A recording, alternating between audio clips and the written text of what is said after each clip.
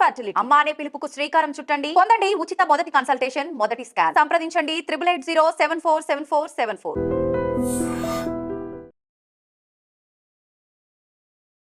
Welcome to iDream.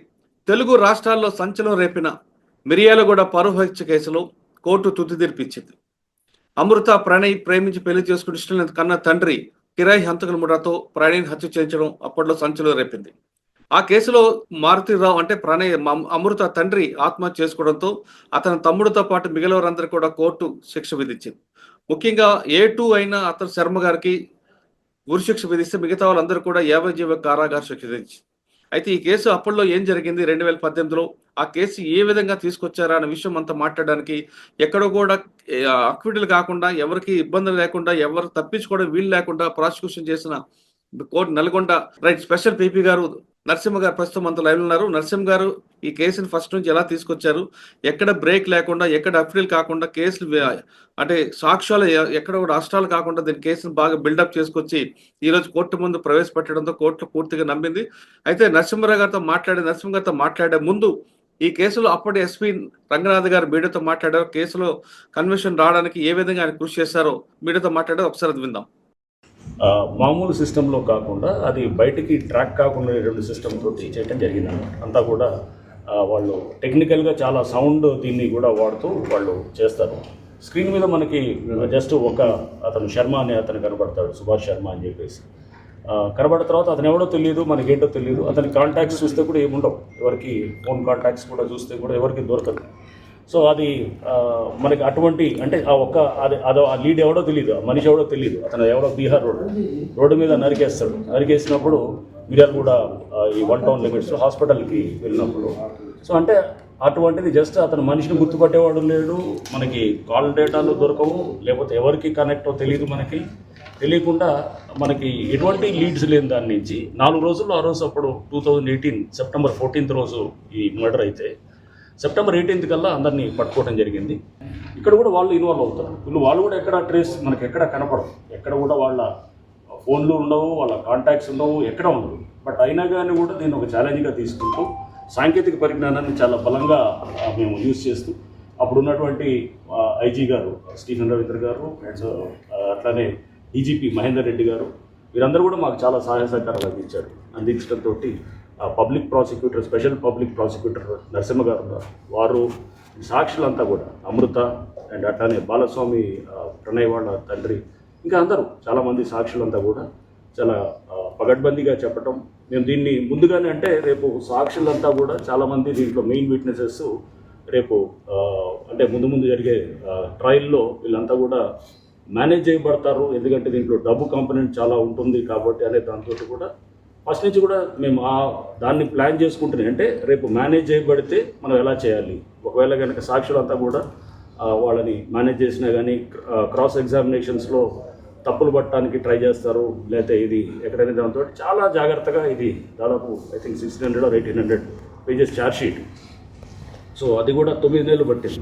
So దాన్ని ఆ ఛార్జ్షీట్స్ని కూడా నేను దాదాపు 10 సార్లు మార్చుంటాం. డ్రాఫ్ట్ ఛార్జ్షీట్స్ తీసుకొచ్చినప్పుడల్లా లేదు కుదరలేదు, దానికి గంటల కొద్దీ కూర్చొని లేట్ నైట్ దాకా కూర్చొని ఆ డ్రాఫ్ట్ ఛార్జ్షీట్ని అంతా చదువుకుంటూ లేదు మనం ఇలా కాదు, మనం దీన్ని దీన్ని మోడిఫై చేయాలని చెప్పేసి బహుశా ఒక 10 సార్లు పైన డ్రాఫ్ట్ ఛార్జ్షీట్స్ మార్చి దాన్ని ఫైనలైజ్ చేసి మొత్తం పూర్తిగా దాన్ని అంతా ప్రాపర్ వెట్టింగ్ చేసి టెక్నాలజీని పూర్తిగా వాడుకుంటాం. చివరికి అతను నడిచినటువంటి గేట్ ప్యాటర్న్ అంటారు, అంటే అతను నడిచి వచ్చి నరికినప్పుడు ఆ వీడియోలో ఏదైతే కనుక మనకి క్యాప్చర్ అయిందో దాన్ని గేట్ ప్యాటర్న్ అంటాం. ఆ గేట్ ప్యాటర్న్ని కూడా స్టడీ చేస్తూ దాన్ని కూడా ల్యాబొరేటరీకి పంపించాం. అంటే ఈ నడక ఇతందే, అంటే జనరల్గా ఒక వేలు ముద్దనం లేదా ఇట్లా ఉంటుంది, బట్ ఈ నడక కూడా దాన్ని కూడా అంత లోతుగా కూడా పోయి మొత్తము తీసుకొని FSL ఫోరెన్సిక్ ల్యాబొరేటరీని కూడా పూర్తిగా వాడుకొని మేము దీంట్లో సైంటిఫిక్ ఎవిడెన్స్ తోటి బిల్డ్ చేసి కేసుని మనం ఎలా చేయొచ్చు అనేదానికి ఈ కేసు ఒక బెస్ట్ ఎగ్జాంపుల్ అని నేను భావిస్తాను. రంగనాథ్ గారు మీడియాలో మాట్లాడిన విషయం చాలా క్లియర్గా ఉన్నది. ఇప్పుడు నరసింహ గారు ఈ కేసుని ఎలాగ కన్విక్షన్ తీసుకొచ్చారు, ప్రాసిక్యూషన్ ఎలా ప్రొజెక్ట్ చేశారనే విషయాన్ని ప్రజెంటేషన్ చేశారని నరసింహ గారు నమస్తే అండి. నమస్తే సార్. ఇందులో మీ ఫస్ట్ కంగ్రాచులేషన్. ఎందుకంటే ప్రతి ప్రాసిక్యూటర్కి పబ్లిక్ ప్రాసిక్యూటర్కి కేసులో కన్విక్షన్ వచ్చిందంటే ఆ క్రెడిట్ వేరేగా ఉంటుంది, అక్విటల్ అయితే దాని బాధ వేరే ఉంటుంది. కానీ మిర్యాలగూడ కేసులో ఎంత సంచేషన్ అయిందో ఆ తీర్పు కూడా అంతే సెన్సేషన్ అవుతుందని చాలా మంది ఎక్స్పెక్ట్ చేశారు. కానీ ఎక్కడో ఒక దగ్గర డిఫెన్స్ వాళ్ళకి ఒక లైన్ దొరుకుతది. ఆ కేసులో ఖచ్చితంగా అక్విటల్ అవుతారు కొంతమంది భావించారు. ఆ భావనకి బ్రేక్ చేసి మీరు కన్విక్షన్ తీసుకొచ్చారు. ఈ కేసు ఆ రోజు ఏం జరిగింది? మీకు ఇవ్వడం వెనక ఉద్దేశ్యం ఏంటి? దీన్ని ఏ విధంగా కోర్టు ముందు మీరు ప్రజెంటేషన్ చేశారండి?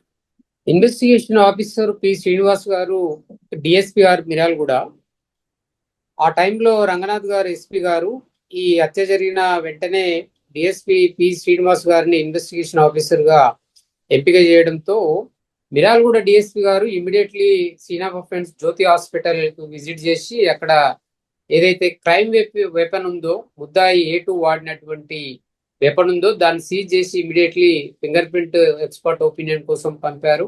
ఆ తర్వాత అక్కడి నుంచి ఇన్వెస్టిగేషన్ స్టార్ట్ చేసి ముద్దాయిలు హత్య నేరానికి ముందు అంత తర్వాత జరిగినటువంటి సంభాషణ, ఫోన్ కాన్వర్జేషన్ కావచ్చు, టవర్ లొకేషన్ కావచ్చు, ఈ ముద్దాయి A2 నేరం చేయడానికి ముందు ఎక్కడెక్కడైతే హోటల్లో స్టే చేశాడో, అది అనుపమ హోటల్ మలక్పేట కావచ్చు, తర్వాత సవేర హోటల్ నల్గొండలో కావచ్చు, మొత్తంగా సీసీ ఫుటేజ్లు ఆ రోజు జ్యోతి హాస్పిటల్ లో హత్య నేరం జరిగినటువంటి దృశ్యాలు రికార్డ్ అయి ఉన్నాయి కాబట్టి వాటిని కలెక్ట్ చేయడంలో, మొత్తంగా ఈ కేసులో ఓరల్ ఎవిడెన్స్ తో పాటు సైంటిఫిక్, అట్లాగే డాక్యుమెంటరీ ఎవిడెన్స్, టెక్నికల్ ఎవిడెన్స్ మొత్తంగా కలెక్ట్ చేసి వారు కోర్టులో ఛార్జ్ షీట్ ఫైల్ చేయడం జరిగింది.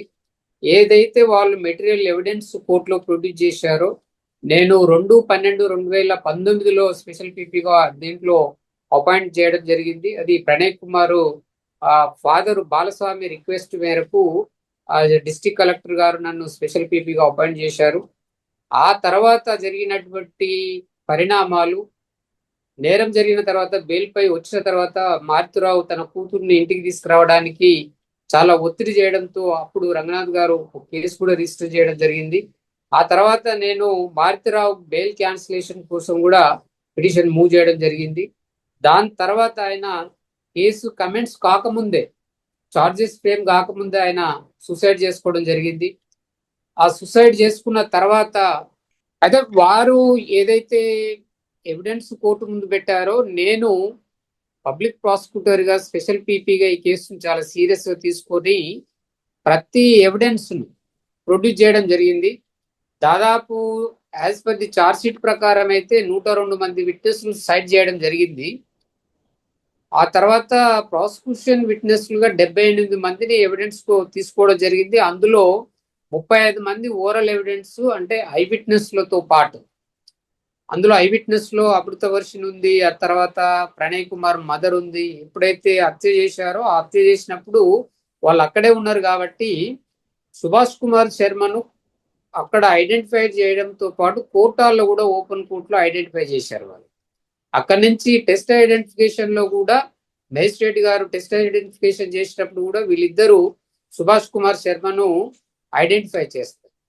అట్లాగే సీసీ ఫుటేజ్లలో రికార్డ్ అయి ఉన్నటువంటిది, అట్లాగే మొబైల్ ఫోన్లలో వీళ్ళు హత్యకు ముందు తర్వాత మాట్లాడుకున్నటువంటి ఎవ్రీ బిట్ ఆఫ్ పాయింట్ వాళ్ళు రిట్రైవ్ చేసి దాదాపు 17 మంది ఎఫ్ఎస్ఎల్, అంటే ఈ రిట్రైవ్ చేసిన దాంట్లో కానీ ఫార్వర్డ్ చేసినటువంటి ఎఫ్ఎస్ఎల్ రిపోర్ట్ కానీ, అది సిడిఆర్స్ కానీ, నోడల్ ఆఫీసర్స్ కానీ, వీళ్ళంతా కూడా ఒక 17 మెంబర్స్ ఎక్స్పర్ట్స్ దీంట్లో మొత్తము డాటా అంతా కలెక్ట్ చేసి ఫార్వర్డ్ చేయడం జరిగింది.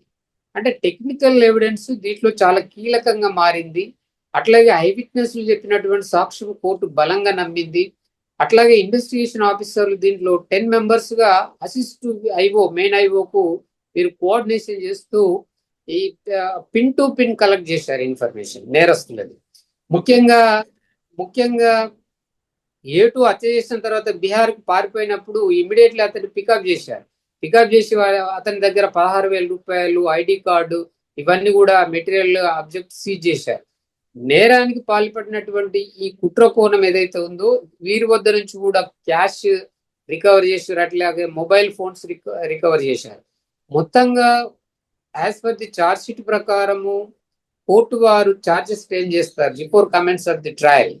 ఆ సెక్షన్ ఆఫ్ 302 రెడ్ విత్ 34, అట్లాగే 120B రెడ్ విత్ 109 IPC, అట్లాగే section 3(2) class 5 of SC PO act కింద కోర్టు వారి special judge SC PO act special judge గారు ఛార్జెస్ ఫ్రేమ్ చేస్తే ఫ్రేమింగ్ ఆఫ్ ఛార్జెస్ లో ఏ సెక్షన్స్ అయితే వాళ్ళు నేరస్తుల మీద అభియోగం మోపారో ఆ సెక్షన్లన్నిటిని కూడా సక్సెస్ఫుల్ గా ప్రాసిక్యూషన్ ప్రూవ్ చేయడం జరిగింది. అంటే ఓరల్ ఎవిడెన్స్ ఒక 37 మంది, సైంటిఫిక్ ఎవిడెన్స్ ఒక 17 మంది, ఐఓలు 10 మంది, 2 జ్యుడిషియల్ ఆఫీసర్లు, 4 పంచ్ విట్నెస్లు, ఎక్కడ కూడా చిన్న కాంట్రవర్సీ. జనరల్ గా ప్రాసిక్యూషన్ కేసు అనగానే డిఫెన్స్ వాళ్ళు క్రాస్ ఎగ్జామినేషన్ లో ఒమిషన్, కాంట్రడిక్షన్, వేరియేషన్స్ ఇవన్నీ వస్తాయి. కానీ వాళ్ళు తీసుకున్న లైన్ ఏంటండి? డిఫెన్స్ వాళ్ళు తీసుకున్న లైన్ ఏంటి? వాళ్ళు డిఫెన్స్ ఇప్పుడు మారుతిరావు చనిపోయిన తర్వాత 7 అక్యూజ్, 7 తరపున ఒక డిఫెన్స్ లాయర్ ని ఎంగేజ్ చేసుకున్నారు.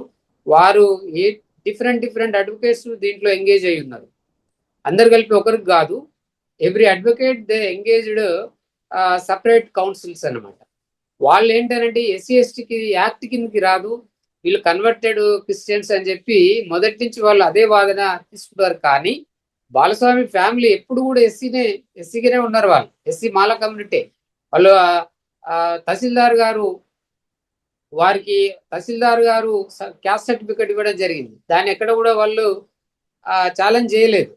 మొత్తంగా ఎస్టీ యాక్ట్ వారు ఎస్సీ కమ్యూనిటీకి చెందిన వారే అని చెప్పి ప్రూవ్ చేయడం జరిగింది. వాళ్ళ మ్యారేజ్ హిందూ సాంప్రదాయం ప్రకారం మ్యారేజ్ జరిగింది. ఆర్య సమాజ్లో 30 జనవరి 2018లో ఆ మ్యారేజ్ సర్టిఫికెట్ ను కూడా మార్క్ చేయించినాము. మ్యారేజ్ చేసినటువంటి అమర్ సింగ్ ఎవరైతే ఉన్నారో ఈ మ్యారేజ్ చేసిన వారిని కూడా ఎగ్జామ్ చేయడం. సార్ ఇప్పుడు మీరు ఎస్టీ ఎస్టీ దీంట్లో మీరు ప్రూవ్ చేశారు, కానీ వాళ్ళు తీసుకున్న లైన్ మర్డర్ అంటారా కాదని చెప్పి వాళ్ళు తీసుకున్న లైన్ ఏంటి? డిఫెన్స్ వారు ఎక్కడ కూడా ప్రణయ్ కుమార్ అమృతకు ప్రేమ వివాహం జరిగిందని డిస్ప్యూట్ లేదు, మర్డర్ డెత్ డిస్ప్యూట్ లేదు, సీన్ ఆఫ్ అఫెన్స్ డిస్ప్యూట్ చేయలేదు. వాళ్ళు కేవలం ఒక ఎస్సీ యాక్ట్ నే ఛాలెంజ్ చేశారు. డిఫెన్స్ అదే తీసుకున్నారు. అందులో సక్సెస్ఫుల్ గా ప్రాసిక్యూషన్ ఎస్టాబ్లిష్ చేసింది. ఒకటి, ఆర్య సమాజంలో హిందూ సాంప్రదాయం ప్రకారం మ్యారేజ్ జరిగింది. రెండోది, తహసీల్దార్ ఇష్యూ చేశాడు క్యాస్ట్ సర్టిఫికేట్. దాన్ని వాళ్ళు ఛాలెంజ్ చేయలేదు.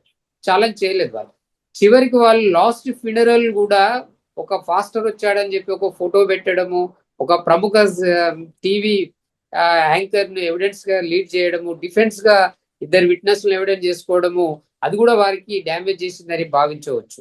సో ఇక్కడ ఓవరాల్ గా ప్రాసిక్యూషన్ సక్సెస్ఫుల్ గా 78 మంది విట్నెస్లను ప్రొడ్యూస్ చేసి ఇంక్లూడింగ్ ఐఓతో పాటు ఎక్కడ కూడా ఈ నేరము వీళ్ళు చెయ్యలేదనేది కాకుండా ఈ నేరము పకడ్బందీగా కాన్స్పిరసీ తోటి, హత్య కోణం తోటి మోటివ్ ని ఎస్టాబ్లిష్ చేయడం జరిగింది, ప్రిపరేషన్ ఎస్టాబ్లిష్ చేయడం జరిగింది.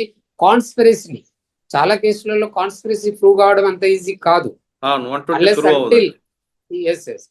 సో ఇక్కడ నేను కోట్ చేసినటువంటి సుప్రీంకోర్టు జడ్జిమెంట్ చాలా ఒక 5 జడ్జిమెంట్స్ కోట్ చేయడం జరిగింది. అట్లాగే ఈ కేసును మొత్తంగా ఇన్వెస్టిగేషన్ ఏజెన్సీ హానర్ కిల్లింగ్ గా వాళ్ళు ఛార్జ్ షీట్ ఫైల్ చేస్తే హానర్ కిల్లింగ్ ఇది నిరూపించడానికి ఆ కోర్టులో కూడా మేము హానర్ కిల్లింగ్ ముద్దాయిల పైన ఎస్టాబ్లిష్ చేయడం జరిగింది. సార్ ఇవన్నీ అయిన తర్వాత జడ్జిమెంట్ ఏమొచ్చిందండి? జడ్జిమెంట్ మొత్తంగా హానర్ కిల్లింగ్ లో సుప్రీంకోర్టు గైడ్ లైన్స్ ప్రకారము రేరెస్ట్ ఆఫ్ రేర్ కేసు కింద తీసుకోవాలని ప్రాసిక్యూషన్ ఆర్గ్యుమెంట్ సబ్మిట్ చేసింది. కాబట్టి ప్రాసిక్యూషన్ వర్షన్ ప్రకారమే కోర్టు వారు A2కు డెత్ సెంటెన్స్ ఇచ్చిందండి. ఇలా మానవత్వం లేకుండా డే లైట్ మర్డర్ చేశాడు కాబట్టి అతనికి 302 ఐపీసీ, అట్లాగే 120B ఐపీసీ, అట్లాగే SC/ST PO యాక్ట్ కింద సెక్షన్లు ప్రూవ్ అయింది. అతనికి డెత్ పెనాల్టీ కన్ఫర్మ్ చేయడం జరిగింది. అట్లాగే 15,000 రూపాయలు ఫైన్ కూడా ఇవ్వడం జరిగింది. ఇక రిమైనింగ్ అస్గర్ అలీ A3 నుంచి A8 వరకు లైఫ్ ఇంప్రిజన్మెంట్ చేస్తూ 10,000 రూపాయలు ఫైన్ కూడా ఇవ్వడం జరిగింది. సో వారి మీద కూడా 302, రెడ్ విత్ 34, అట్లాగే 120B, అట్లాగే SC/ST యాక్ట్ కూడా ప్రూవ్ అయింది. ఓకే సార్, అందులో A2 ఇప్పుడు ప్రస్తుతం ఎక్కడ ఉన్నాడంటే ఏ జైల్లో ఉన్నాడు ఆయన? A2 ఇది చర్లపల్లి జైల్లో ఉన్నాడు ప్రస్తుతము. A3 చల్లపల్లి జైలు నుంచే ప్రతి అపిరెన్స్ కు ప్రొడ్యూస్ చేస్తున్నారు. A3 ఇవాళ మాత్రము ఆ, A3 అస్గర్ అలీ మాత్రము అరుణ్ పాండే హత్య కేసులో ఆయన లైఫ్ ఇంప్రిజన్మెంట్ ఫేస్ చేస్తున్నాడు. సబర్మతి జైలు నుంచి ఈ రోజు ప్రొడ్యూస్ చేసింది. సార్ ఇవాళ జడ్జిమెంట్ అప్పుడు A2 వచ్చారా కోర్టుకి? అందరు ఆల్ ఏమంటాడు ఆయన? ఏమంటాడు ఆయన? ఏమంటాడంటే నేను లేను ఇక్కడ, నేను ఈ హత్య నేరంతో నాకు సంబంధం లేదు అని అన్న తర్వాత వాళ్ళ ఫాదర్ మొన్ననే చనిపోయాడు, తల్లి ఒకతే ఉంది కాబట్టి తల్లి నా డిపెండెంట్ గా ఉంటుంది కాబట్టి కనకరించండి అని చెప్పి వేడుకోవడం జరిగింది. మొదట నాకు సంబంధం లేదన్నాడు, ఆ తర్వాత ఫ్యామిలీ గురించి చెప్పడం జరిగింది. సార్ అంత కిరాతంగా ఎలా చంపాడండి అసలు? డబ్బుల తను కోసం సార్ డబ్బుల కోసం చేశాడు అదంతా? ఆ డబ్బు కోసమే తను తీసుకుంది కూడా 20,000. ఆడు అయ్యో. అతను బీహార్ పోయేసరికి 16,000 సీజ్ చేసిరు పోలీసు ఆ. వాళ్ళు. సో అమౌంట్ విషయంలో వచ్చే వరకు తక్కువ అమౌంట్ అయినప్పటికీ కూడా భారీకి నమ్మిన వ్యక్తి కాబట్టి భారీ A4 కు నమ్మిన వ్యక్తి ఇతను రాజమండ్రి జైల్లో ఇద్దరు కలుసుకోవడం జరిగింది, పరిచయం అక్కడ ఏర్పడ్డది. ఆ తర్వాత ఇతను మర్డర్ కమిట్మెంట్ తీసుకున్నాడు కాబట్టి మారుతిరావు తోటి 1 crore డీల్ తీసుకున్నాడు కాబట్టి ఈ మర్డర్ చేయడానికి రాజమండ్రి జైల్లో పరిచయమైన ఈ సుభాష్ కుమార్ శర్మను ఈ A4 భారీ పిలిపించుకున్నాడు. A6 శ్రవణ్ కూడా కోర్టు యావజ్జీవ కారాగార శిక్ష లైఫ్. ఓకే, నా తండ్రి ఏ తప్పు చేయలేదు, అన్యాయంగా ఇరికించారంటూ ఆమెకు అతని కూతురు కోర్టు ముందు ఆర్గ్యుమెంట్ చేశారా?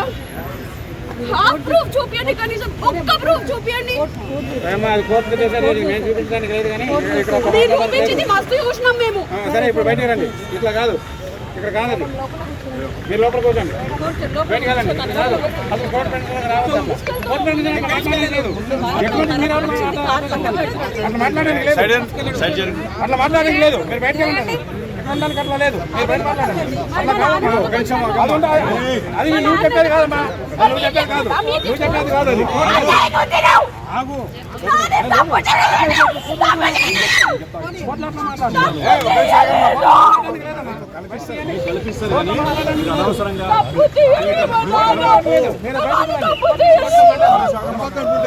A6 గురించి ప్రాసిక్యూషన్ ప్రొడ్యూస్ చేసిన ఎవిడెన్స్ పర్టికులర్ గా అమృత వర్సిటీ ఓపెన్ కోర్టులో తన బాబాయ్ ఏ రకంగా హరాస్మెంట్ చేశాడు, రాఘవ థియేటర్ సినిమా కోసం వెళ్తే ప్రణయ్ నన్ను థియేటర్లకు వెళ్ళి గుంజుకొచ్చి తీసుకెళ్లి ఇంటికి తీసుకెళ్లి కొట్టాడనేది చెప్పింది ఓరల్ ఎవిడెన్స్ అది.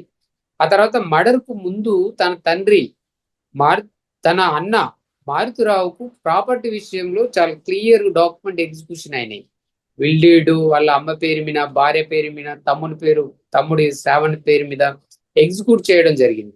అట్లాగే చింతపల్లి క్రాస్ రోడ్ దగ్గర ప్లాట్ అమ్మితే దానికి జాయింట్ గా వీళ్ళు ఓనర్స్ ఉంటే ఆ ప్లాట్ అమ్మడానికి ఇతను సహకరించిండు అనేది ఈ డాక్యుమెంట్ ఎవిడెన్స్. రెండవది ఈయన మొబైల్ ఫోన్ కూడా సీజ్ చేసి దాంట్లో ఉన్న డాటా కూడా కలెక్ట్ చేసి దాన్ని కూడా రిట్రైవ్ చేసి FSL పంపిస్తే తను అన్నతో మాట్లాడుకున్న మాటలు ఆ చైన్ ఆఫ్ లింక్ కుదిరిచ్చారు. ఇక్కడ డిఫెన్స్ ఎవిడెన్స్ లో ఒక ప్రముఖ టీవీ యాంకర్ ను ఎవిడెన్స్ పెడితే క్రాస్ ఎగ్జామినేషన్ లో నేను TV9 టెలికాస్ట్ చేసింది పూర్తిగా ఎగ్జిబిట్ చేయించిన. ఎందుకు? అందులోనే శ్రావణ్ కుమార్ పాత్ర ఉందనేది వాళ్ళ విట్నెస్ తోటి చెప్పియడం జరిగింది. ఎస్పీ గారు ప్రెస్ మీట్ పెట్టింది కూడా వాళ్ళు ఫైల్ చేశారు, దాంట్లో క్లిప్ ఫైల్ చేశారు. అది కూడా చాలా ఎఫెక్ట్ అయిందని నేను భావిస్తున్నాను. ఎందుకంటే ఎస్పీ గారు క్లియర్ గా రంగనాథ్ గారు ఎవరెవరు కుట్రదారులు, ఎవరెవరు రోల్ ఎట్లా ఉంది మర్డర్ లో అనేది స్పష్టంగా చెప్పిండు. ఆ చెప్పిన విషయం ఆ విట్నెస్ తోటి నేను అడ్మిట్ చేయించిన. మీరు చూడండి, DW1 ఎవిడెన్స్ లో చాలా అద్భుతంగా క్రాస్ ఎగ్జామినేషన్ వాళ్ళ వర్షన్ ఏదైతే ఉందో అది టోటల్ గా ప్రాసిక్యూషన్ వర్షన్ గా మారిపోయింది. ఎస్పీ గారు ప్రెస్ మీట్ కానీ ఆ TV9 టెలికాస్ట్ చేసి ఇది హానర్ కిల్లింగ్ అని, పరువు హత్య అని, ప్రణయ్ ది లాస్ట్ మర్డర్ అని కావాలి అని చెప్పి అన్న ఆ మొత్తం ఇన్ఫర్మేషన్ ఆ విట్నెస్ తోటే నేను కోర్టులో రికార్డ్ చేయించిన. మరి ఇక్కడ ఓరల్ ఎవిడెన్స్, ఇక్కడ డాక్యుమెంట్ ఎవిడెన్స్, అక్కడ సెల్ ఫోన్, మొబైల్, వాళ్ళు పెట్టిన డిఫెన్స్ ఎవిడెన్స్ లోనే TV9 లో వచ్చిన ప్రసారాలన్నీ కూడా ఆ విట్నెస్ ద్వారా అడ్మిట్ చేయించిన. మరి ఇది సరిపోదండి? శ్రవణ కూతురు ఏమంటున్నారంటే హత్యకి ఎలాంటి నేరుగా సంబంధం లేదు, కావాలని అన్యాయంగా ఇరికించారు తన తండ్రి అంటుంది ఆమె. ఇప్పుడు ప్రాసిక్యూషన్ వర్షన్ ఏంటండి, ఇది సీక్రెట్ ఆఫ్ ప్లాన్, కాన్స్పిరసీ ఉంది. Conspiracy applied all the accused, అందరి మీద 120B చార్జెస్ ఫ్రేమ్ అయినవి. ఈ 120B అనేది సీక్రెట్ ఆఫ్ ప్లాన్. ఈ ప్లాన్ అనేది ఒకరే ఎగ్జిక్యూట్ చేశారు. The murder executed by the A2 hacked the on the deceased కదా ఇక్కడ పాయింట్. ఇంతమంది కుట్రలో దాన్ని అమలు చేసింది A2. కాబట్టి మిగతా వాళ్ళంతా కుట్రదారులు. వాళ్ళ ఆ సమయంలో ఒకరు డబ్బు ప్రొవైడ్ చేస్తారు, ఒకరు వెపన్ ప్రొవైడ్ చేస్తారు, ఒకరు షెల్టర్ ఇస్తారు. వీళ్ళందరూ కూడా they are all the conspirators కదా. కాబట్టి 120B ప్రూవ్ అయింది అక్కడ. 302 ఎలాగో లింక్ అవుతుంది. కాబట్టి మెయిన్ అఫెన్స్ 302 ఉన్నప్పుడు 120B కూడా అప్లై అవుతున్నప్పుడు, అట్లాగే కులం తక్కువ వాడిని నువ్వు ఎట్లా పెళ్లి చేసుకుంటావు అని చెప్పి అమృతను చేసుకొని కొట్టిన ఎవిడెన్స్ కూడా ఇది లింక్ వస్తుంది కదా, కొరాబరేషన్ వస్తుంది కదా. మొత్తమే ఎవిడెన్స్ లేదా అనడం సరైనది కాదు. ప్రాసిక్యూషన్ సక్సెస్ఫుల్ గా ఏ ఒక్క పాయింట్ ను కూడా వదలకుండా all charges proved without reasonable doubt. Behind of all the reasonable doubt the prosecution successfully establish with all the charges. కాబట్టి ఈ కన్విక్షన్ వచ్చింది. అంత ఈజీ కాదండి ఎవిడెన్స్ లేకుండా. ఓకే, దీని మీద వాళ్ళు పైకోర్టుకు వెళ్ళొచ్చా ఇంకా అప్పీల్ కి? ఎందుకు వెళ్ళకూడదు? They having a right to appeal 1 month లో అప్పీల్ చేసుకోవచ్చు. అప్పీల్ చేసుకున్నంత మాత్రాన అది ఇమీడియట్లీ హియరింగ్ రాకపోవచ్చు. 1 or 2 years పట్టవచ్చు. ఫైనల్ హియరింగే వస్తుంది. ఫైనల్ హియరింగ్ వచ్చినప్పుడు కింది కోర్టు తీర్పును సెట్ సైడ్ చేయొచ్చు, కన్ఫర్మ్ చేయొచ్చు. కానీ అంతవరకు వీళ్ళిద్దరు అందరూ జైలుకి వెళ్ళాలి. అంతే ఉండాల్సింది. అంటే A1 లేరు కాబట్టి మిగతా అందరూ జైల్లో ఉండాల్సిందే. ఎస్ ఉండాల్సిందే తప్పదు. మొత్తం మీద ఈ కేసులో తీసుకుంటే ఎక్కడ లింక్ తెగిపోకుండా ప్రాసిక్యూషన్ కరెక్ట్ ప్రెజెంటేషన్ చేసింది కాబట్టి కన్విక్షన్ వచ్చింది అంటున్నారు నరసింహ్ గారు. ప్రతి కేసులో కూడా ప్రాసిక్యూషన్ డిపార్ట్మెంట్లో పనిచేస్తే మన దేశంలో కన్విక్షన్ రేట్ పెరిగే అవకాశం చాలా స్పష్టంగా కనిపిస్తుంది. ఇక నరసింహ్ గారితో మాట్లాడిన తర్వాత ఈ కేసులో వచ్చిన తీర్పుకి ప్రణయ్ తండ్రి ఏమన్నారో ఒకసారి చూద్దాం. చివరికి ఈరోజు వచ్చినటువంటి తీర్పుతోని న్యాయం అనేది జరిగింది.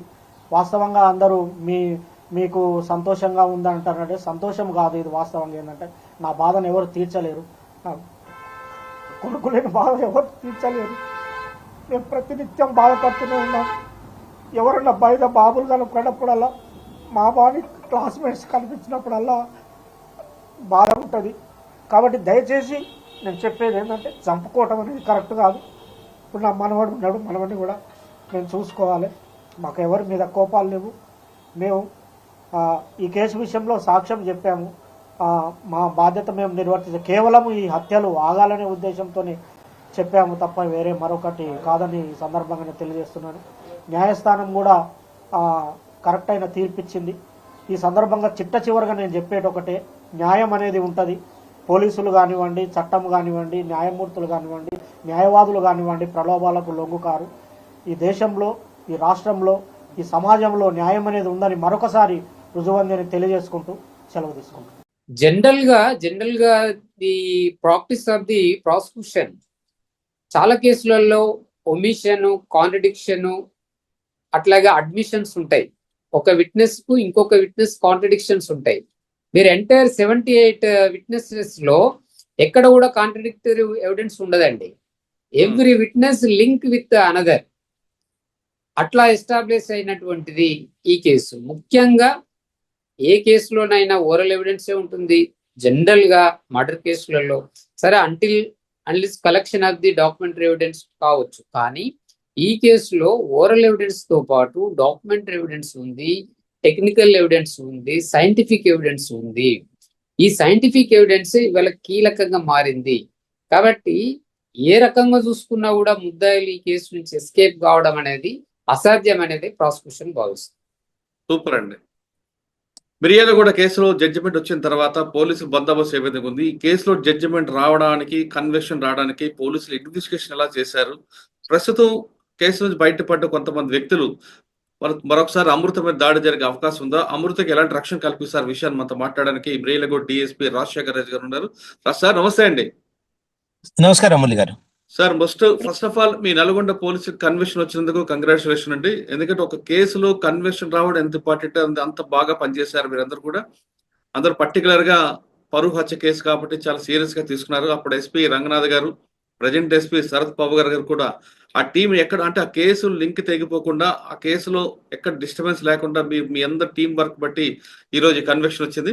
ఒకసారి మీ ఆ కేసులో ఎక్కడ అంటే సాధారణంగా కొన్ని కేసుల్లో ఐఓ ట్రాన్స్ఫర్ అవగానే కేసు వేయిపోతుంటది. కానీ ఈ కేసులో పర్టికులర్ ఈ కేసులో స్టార్టింగ్ నుండి ఎండింగ్ వరకు ఎంతమంది మారినా కేసులో మాత్రం ఎక్కడ డ్యామేజ్ లేకుండా జరిగింది.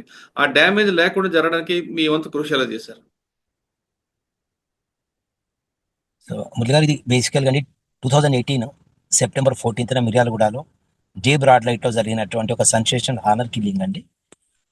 ఆ మర్డర్ జరిగిన తర్వాత అప్పుడు ఆఫీసర్స్ చాలా అంటే చాలా ఇమ్మీడియట్గా ఎక్సలెంట్గా రియాక్ట్ అయినారు.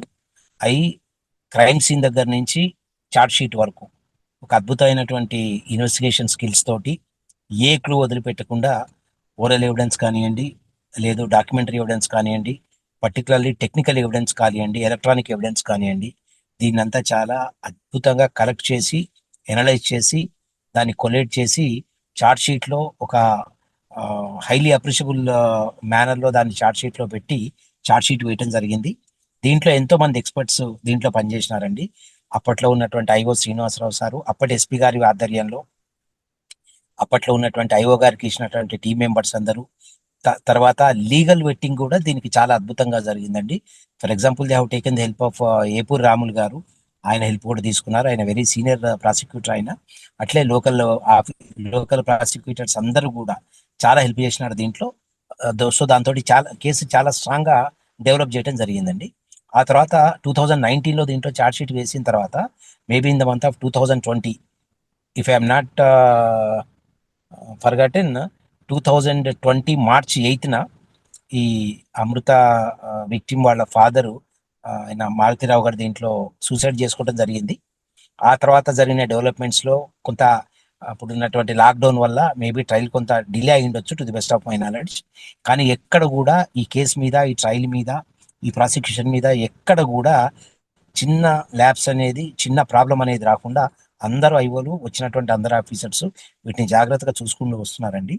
పర్టికులర్గా ఈ అకేషన్లో I just wanted to mention one name, మా ఏఎస్ఐ మధుసూదన్ అని, is working in my office. అప్పుడు 2018 నుంచి కూడా ఆయన ఉన్నారు. దానికి సంబంధించినటువంటి every paper, every document, every electronic gadget అన్ని కూడా ఆయన చాలా ఎక్సలెంట్ గా ప్రిజర్వ్ చేసి ఏ టైంకి ఏది అవసరమో దాంట్లో అందించడం జరిగింది. అదే విధంగా కోర్టు డ్యూటీ ఆఫీసర్స్ కానివ్వండి, ఐఓస్ కానివ్వండి, ఈ క్రమంలో గత లాస్ట్ 1 year నుంచి అండి ట్రయల్ చాలా స్పీడప్ అయింది. దీంట్లో ఈ క్రమంలోనే 102 విట్నెసెస్ ని దీంట్లో ఎగ్జామిన్ చేయడం జరిగింది. ఈ క్రమంలో ఎప్పుడైతే ట్రయల్ స్పీడప్ అయిందో, ఒక కంక్లూజన్ వస్తుంది అనేటటువంటి సైన్స్ వచ్చినాయో, సో వాళ్ళు అటు నుంచి డిఫెన్స్ వైపు నుంచి కానివ్వండి, అక్యూజర్ వైపు నుంచి కానివ్వండి, దీన్ని డిలే చేయడానికి, తర్వాత దీంట్లో కొంత డిస్టర్బ్ చేయడానికి చాలా ప్రయత్నాలు జరిగినాయి. బట్ సక్సెస్ఫుల్ గా ప్రస్తుతం ఉన్నటువంటి నల్గొండ జిల్లా ఎస్పీ గారి ఆధ్వర్యంలో మేమందరం కూడా ఒక టీం లాగా పనిచేసి ఎక్కడ కూడా ఆ కేసు మీద మా ఓనర్షిప్ పోగొట్టుకోకుండా చూసి దాన్ని మేము ఓన్ చేసుకున్న ఆ కేసుని చాలా మంచిగా పనిచేయడం జరిగింది. దాంట్లో భాగంగా ఒక్కొక్క చిన్న ఇష్యూలో కూడా చాలా సార్లు వాళ్ళు హైకోర్టులో రిపిటిషన్ చేయటము, దాన్ని మేము కౌంటర్ చేయాల్సి రావటము, మంత్లో ఒకసారి 15-20 days హైకోర్టుకి తిరగాల్సి వచ్చినా కూడా ఎవరు హెసిటేట్ కాకుండా ఆ కేసు మీద మాకున్నటువంటి ఇంట్రెస్ట్ తోటి చాలా సక్సెస్ఫుల్ గా పనిచేయడం జరిగిందండి. ఈ క్రమంలో గత వారం రోజుల క్రితం టోటల్ ఇదంతా కూడా Saturday, I think on last Friday entire prosecution was closed. దాని తర్వాత ఈ రోజు జడ్జిమెంట్ పెట్టినారు. ఈ రోజు ఇచ్చినటువంటి జడ్జిమెంట్ మీ అందరికీ తెలుసండి. దీంట్లో A2 ఎవరైతే సుభాష్ కుమార్ శర్మ ఉన్నారో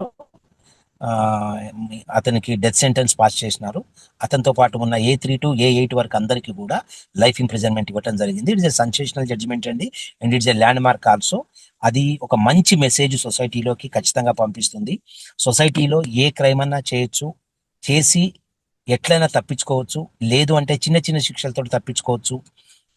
పోలీస్ని అంటే ఇన్వెస్టిగేటింగ్ ఏజెన్సీస్ని ప్రాసిక్యూషన్ ఏజెన్సీస్ని మిస్గైడ్ చేయొచ్చు అనేటటువంటి ఆలోచన ఎవరికైనా ఉంటే they should give it up అండి. It's an excellent message to all that ఎవరు క్రైమ్ కమిట్ చేసినా కూడా they will be taken to task అండి. Thank you. ఓకే సార్, ఇందులో ఇంక ఫైనల్ గా చెప్పండి, A6 సంబంధించిన వాళ్ళ కుటుంబ సభ్యులు కోర్టు దగ్గర రావడం, కోర్టు దగ్గర కాసేపు హడావుడి చేశారు. మా తండ్రి ఎటువంటి అన్యాయం చేయలేదు, నేరం చేయలేదు, కానీ కావాలని ఇరికించారని ఆమె గొడవ చేసింది. అది అల్టిమేట్గా తీసుకుంటే అమృతకి ఏమైనా ఎఫెక్ట్ అయ్యే అవకాశం కనిపిస్తుందా? ఆ విధంగా ఎఫెక్ట్ కాకుండా అమృతకి మీరు ఏమైనా రక్షణ కల్పిస్తున్నారు? డెఫినెట్ గా అండి, we will take all precautions and that is emotional part of those family members అండి. జనరల్ గా మేబీ వాళ్ళ పేరెంట్ ఆయన లైఫ్ కన్విక్షన్ వచ్చింది అనేటటువంటి ఎమోషన్ లో వాళ్ళు ఏమైనా మాట్లాడి ఉండవచ్చు. But from our side we will take all precautions అండి. ఇన్ఫార్మ్ అంతా కూడా మాకు నోటీస్ లో ఉంది. We will take all precautions to protect every one అండి దీంట్లో. Thank you.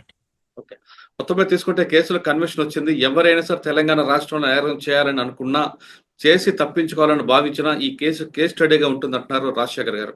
ఖచ్చితంగా ఈ కేసు 5-7 సంవత్సరాలు అయినా శిక్ష కరెక్ట్ పడడంతో ఇకపై నేరాలు చేయాలంటే భయపడే విధంగా ఉంది. మంచి మెసేజ్ వెళ్తుంది. ఇక అమృత విషయంలో ఎలాంటి రక్షణ కావాలని కల్పించడానికి సిద్ధంగా ఉందంటున్నారు రాజశేఖర్ గారు. ఇది ప్రణీత్ అమృత విషయంలో జరిగిన జడ్జిమెంట్ పై ఒక అనాలిసిస్. వచ్చే వారం మరో విషయంలో మళ్ళీ కలుద్దాం. అంతవరకు నమస్తే. థ్యాంక్ యూ అండి. Thank you very much. All the best sir. Thank you sir. Good day sir. Thank you.